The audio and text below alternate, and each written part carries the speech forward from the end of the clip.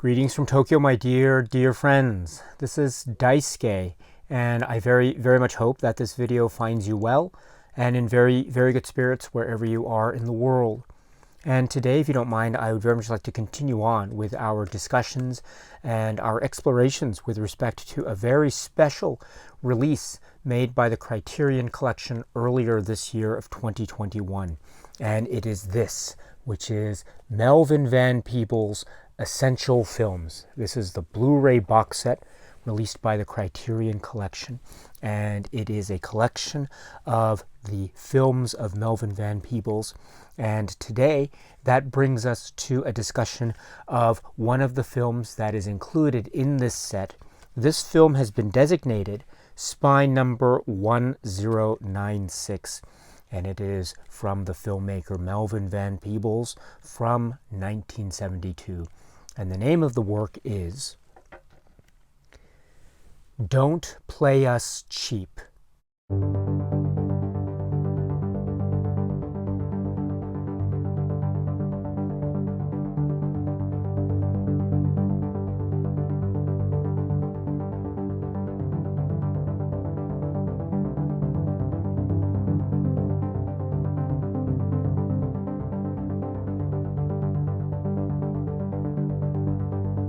This is the work from 1972 from that great filmmaker and artist, Melvin Van Peebles, and it has a wonderful cast, included in which are, for instance, Avon Long and Mabel King and Esther Roll and others. This is the wonderful musical comedy drama, which is Don't Play Us Cheap. And it is a musical because it's, well, if we focus on the plot or story, we can focus in on this particular party or this festive atmosphere or occasion where we have a gathering of family and friends in this particular location in Harlem, and they are having this wonderful time, this beautiful and fun night together where they are drinking and eating and singing song and relaxing and enjoying themselves. And also we have their gathering of these family and friends for the birthday party proceedings for the young woman Ernestine. And also, in addition to the gathering of family and friends here in this festive occasion and atmosphere where you have a lot of song and dance, there's also the introduction or the emergence of the two characters, Trinity and David, and they represent a type of the possibility of disruption, because what we understand from the outset is that they are these demons or sprites or otherworldly beings or spirits of some sort that have, through some sort of circumstance which they reveal in their somewhat playful banter with each other, they reveal that they have somehow or another decided to make a deal with the devil and ally themselves with the so-called forces of evil. And as part of those efforts, they are tasked with the mission of sorts to essentially wreak havoc and to cause mishap and unhappiness. And one of the ways in which they seek to do that in the course of this film is to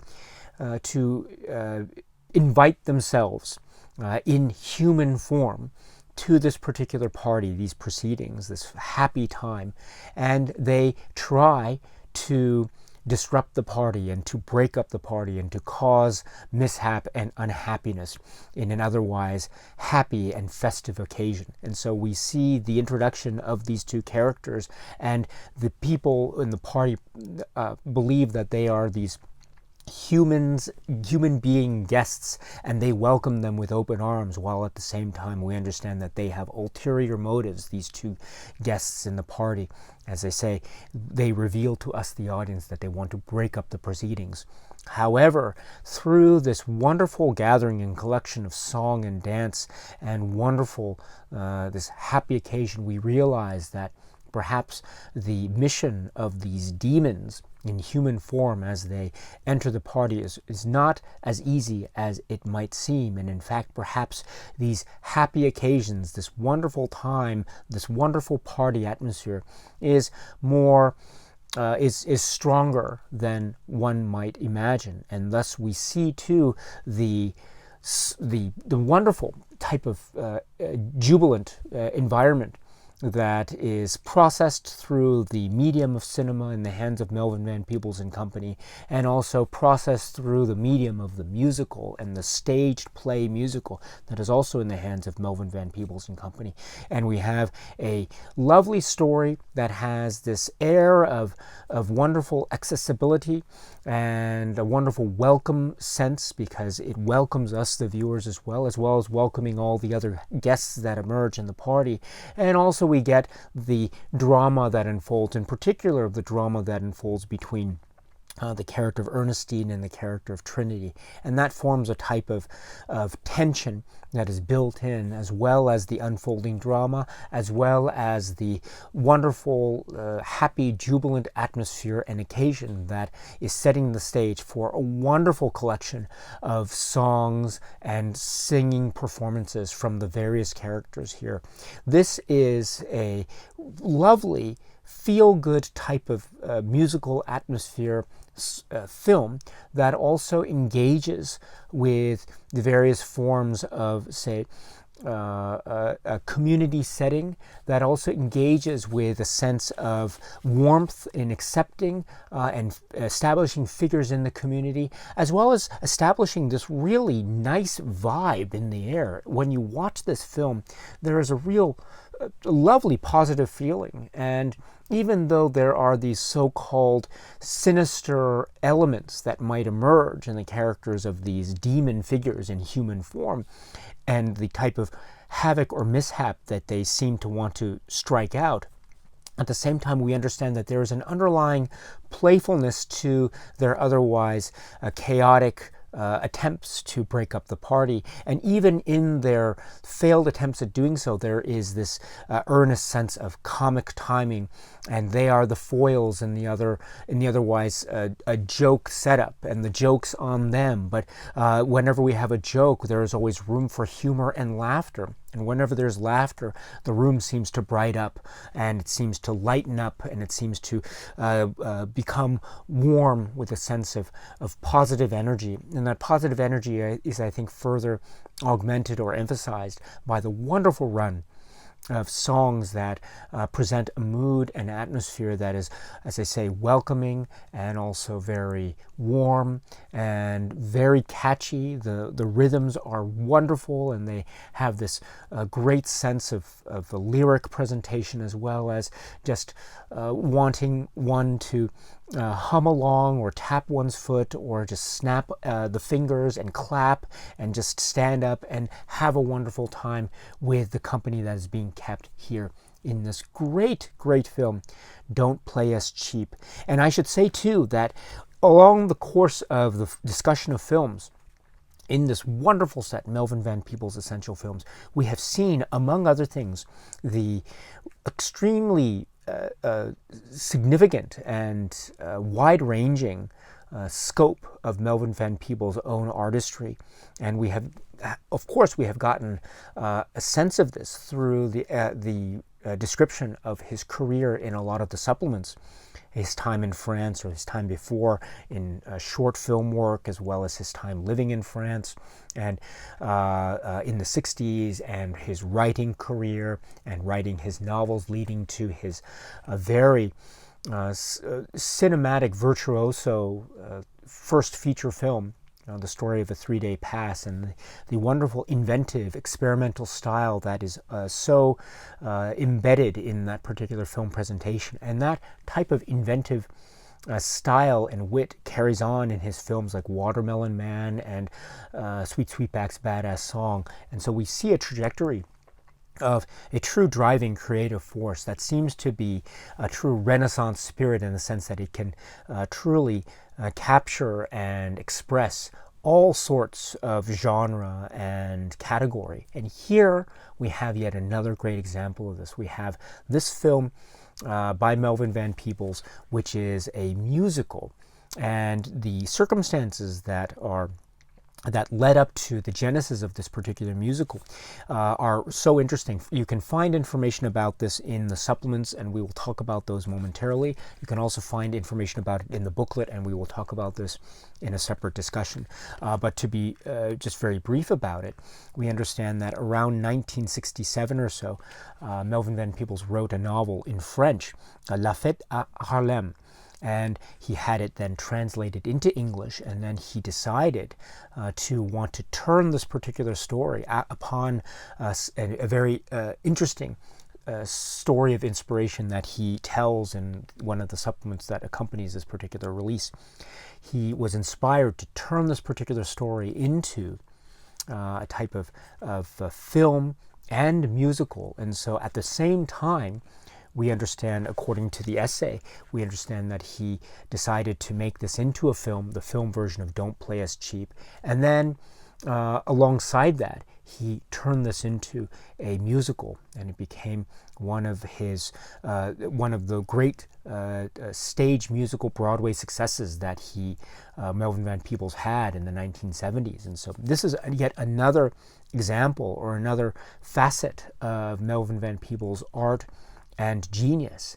He is able to write a musical, and it is a Broadway musical, a Broadway play of sorts. That is also something that he turned into this film, Don't Play Us Cheap. And indeed, in the film version that we see here, Don't Play Us Cheap, we have the wonderful presentation of the performers and their songs, and each of the performers is given their chance to shine in the spotlight, as it were. And it's a wonderful gathering, a wonderful collection.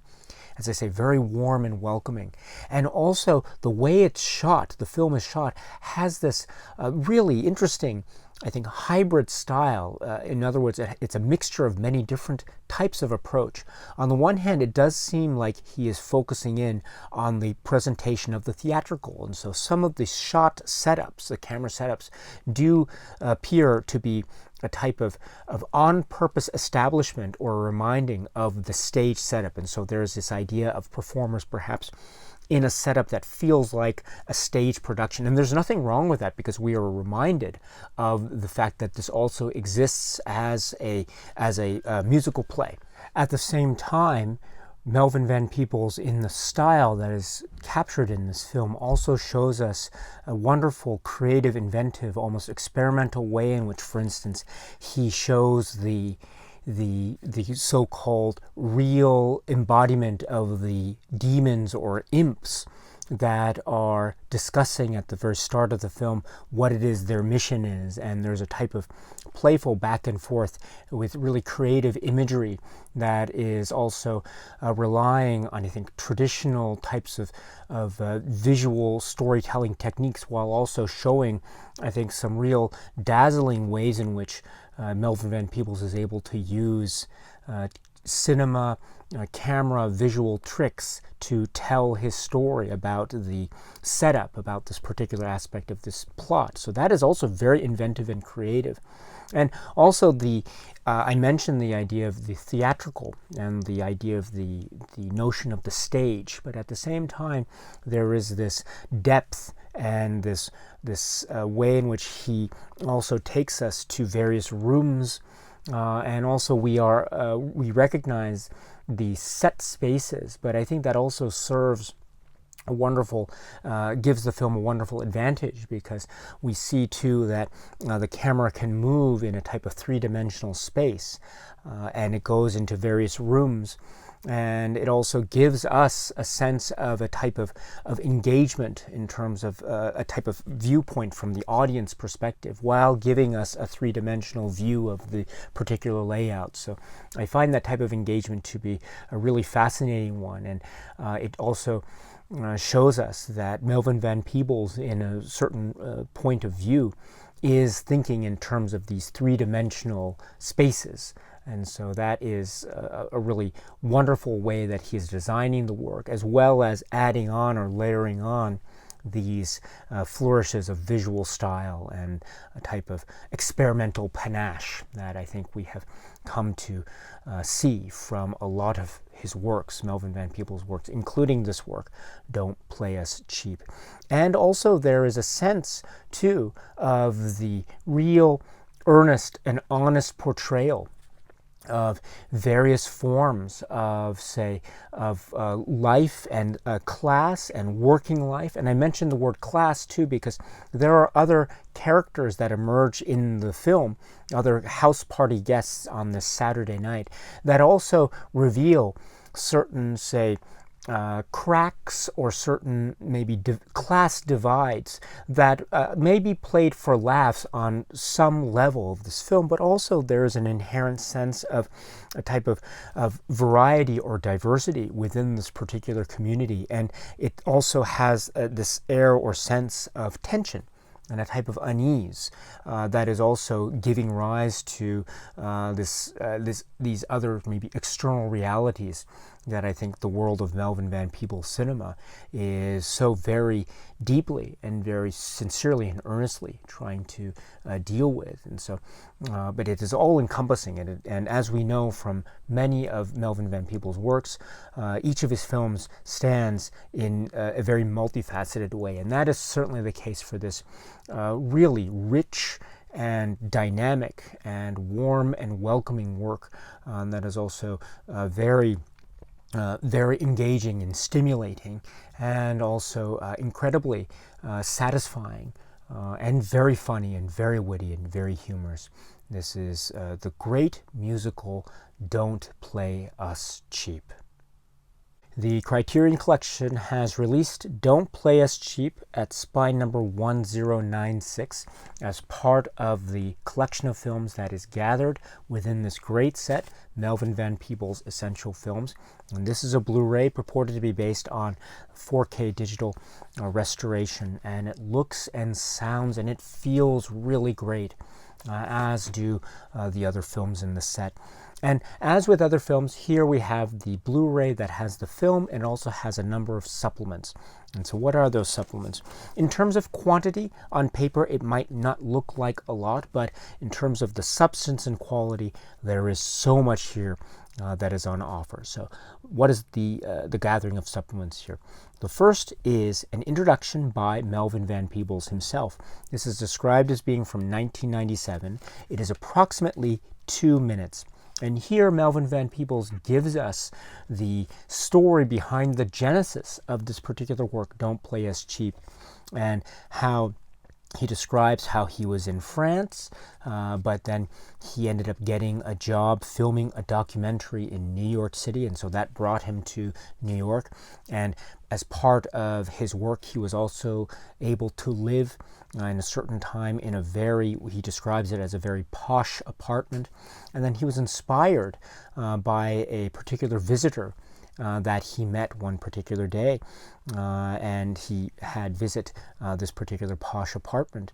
And this lays the groundwork or the foundation for the inspiration that led to Don't Play Us Cheap. And then he reveals how he wrote the novel, and the novel is titled La Fête à Harlem, and this was in the late 60s. And then he had the work translated into English in the purpose or in the flow of turning it into a play, or the basis for the musical, and also wanting to turn it into both a film version and a musical version.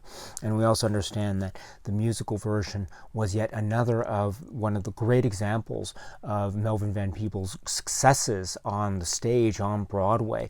And then we have the film that stands as a testament to that success, and also in terms of the cinematic expression itself. So this is a great introduction to this work from Melvin Van Peebles himself. So please check it out if you can. Again, it's approximately 2 minutes. But that's not all, because the second of the supplements is the show Black Journal, and this is described as being from June 1972.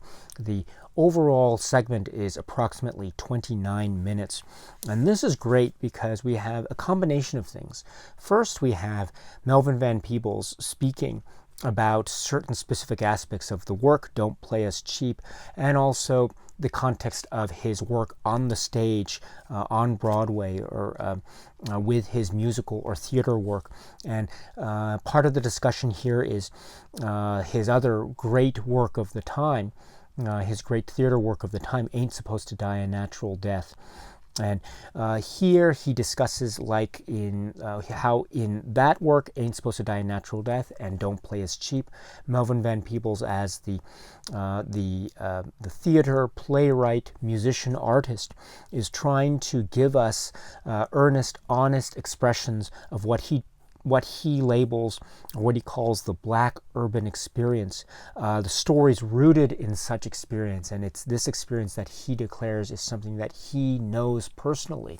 And so here we have, much like in his discussions of the earlier work, Sweet Sweetback's Badass Song, we have this idea of an honest, sincere attempt at telling a story about something and somewhere and people that he knows and feels that he knows. And so there is this real, this beautiful directness that is being revealed in these comments from Melvin Van Peebles. And also we get the mentioning of his focus on class as well in the context of this particular storytelling. And indeed we do get the revelation of class dynamics, class tensions, and also a type of maybe a type of bond or connectivity. Maybe not to the extent of using the phrase unity. That might be going a little bit too far. But there is a sense of a type of a connection between and among various class levels, despite the fact that there is also, quite admittedly so, a sense of tension that is revealed in the plot of the film, especially in the second half of the film, or the story. But this is also, I think, a really deep concern that is being addressed by Melvin Van Peebles, and it's here in the play or in the musical, and it's also surrounded by the sense of the musical, the happy, jubilant times that are being expressed by the song and the dance, and the lovely atmosphere that is being portrayed. Now, speaking of the lovely atmosphere, I mentioned that this Black Journal episode is comprised primarily or fundamentally of two parts. The first being the comments by Melvin Van Peebles about the work. The second of these parts can be described as being maybe live on-stage recreations with the actual cast. And they are sitting in this arrangement, these chairs on a stage essentially, and they are reenacting various musical numbers and also various skits from the actual play, the musical itself. And this is wonderful. This is like an encore performance of a number of the numbers, and we see and they're live, and they're filled with life and vigor and energy, and just a wonderful time. And so we're getting these performances of some of these wonderful songs captured again in the Black Journal episode. So a reprise of sorts, or an encore of sorts. And again, anytime there is an opportunity to play the songs from Don't Play It Cheap, that is a great time indeed. So here we're getting twice the fun, as it were. So we're getting the songs from the film or the musical, and then we're also getting the reenactments of those songs once again as portrayed in Black Journal, this episode from '72. So all in all, a wonderful time, and it's a great reminder of just how filled with so much life and enthusiasm this particular work is. And indeed, too, we see the incredible reach of the artistic talent and genius of Melvin Van Peebles, that he's able to express his art in these terms as a musician, as a playwright, and also maintain a sense of a truth to his own artistic vision as the Renaissance artist that he truly is. Melvin Van Peebles is a true Renaissance artist, and here is a great example of that. And we get a sense of it in this Black Journal episode, we get a sense of it in the earlier introduction by Melvin Van Peebles, and we get it in the film itself, Don't Play Us Cheap. So that is, I think, an overview of the supplements. So as I said earlier, in terms of quantity on paper, it's not a lot, it's only those two. But in terms of the substance and quality, we get a lot. We really get a lot. And so I would strongly encourage you, if you haven't done so already, is to, upon watching the film, you can take a look at those great supplements and hear the great comments from Melvin Van Peebles, as well as get a chance to hear some of the musical numbers one more time.